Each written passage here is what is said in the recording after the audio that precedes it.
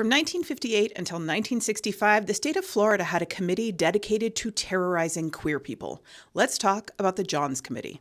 Welcome back to Yesterqueers. My name's Amanda, and I'm a public historian of queer history. The Florida Legislative Investigation Committee, commonly known as the Johns Committee after its most vocal member, State Senator Charley Johns, began in 1956 as a means of stopping the conspiracy that Southern politicians believed existed between black civil rights activists and communists.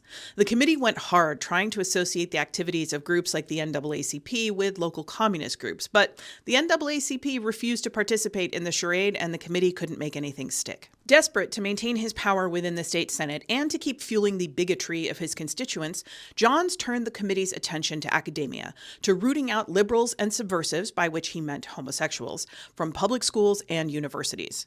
The committee justified this egregious overreach of their authority by saying that since the schools received public funds, they fell within the purview of the committee. The committee used every ounce of power available to them to terrorize Florida's academic community, and they were aided by collaboration with local police departments and sympathetic school administrators, including the president of the University of Florida, J. Wayne Reitz.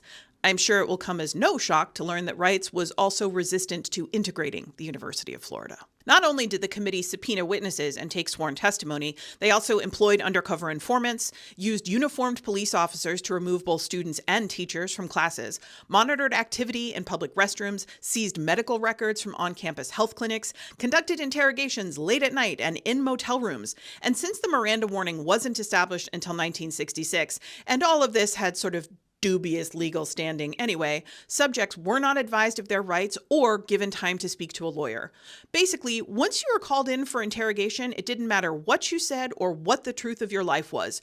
You were declared a homosexual and therefore a threat to the state of Florida. Homosexuality was a crime in Florida until 2003, and admission of homosexuality constituted moral turpitude, which was grounds for firing or expulsion from public institutions. All told, the Johns Committee caused the firing of 39 professors and deans, got the credentials of 71 public school teachers revoked, and caused hundreds of university students to be expelled. And these are just the people that we know about. In 1964, the committee issued a 26-page report nicknamed the Purple Pamphlet that was full of dire warnings about how gay men were trying to hook young people on homosexuality. However, it also contained graphic photographs and descriptions of sex acts, so many, in fact, that it was sold as adult literature in New York and San Francisco. Outraged that the Johns Committee had published what they considered to be state-sponsored adult literature, the Florida State Legislature banned the printing of further copies and cut the committee's funding, bringing it to a close on July 1st, 1965. The 30,000 pages of documents that the committee had amassed were originally under seal,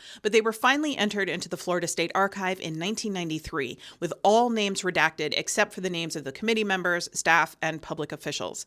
As far as I know, they are still available for public review at the Florida State Archive in Tallahassee. That's it for today. As always, more information, including sources and further reading, is available in the usual place.